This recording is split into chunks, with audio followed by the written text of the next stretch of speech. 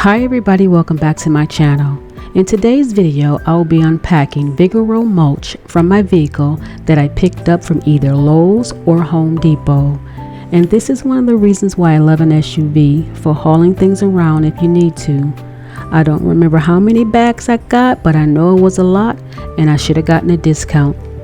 This kind of work not only beautifies the landscape, but it also keeps me physically and mentally strong by supporting the blood flow throughout the body. It gives me a glowing skin and an extra pep in my step. I also planted 3 trees on this property, spruce evergreens that's to your left of the shed, and 1 miniature Japanese maple, which you'll see me planting within this video. And I also had a little helper towards the end. Her name is Riley and she's my niece, along with a few bonus pictures. And thank you so much for watching my video. Please like, share, and subscribe, and comment down below.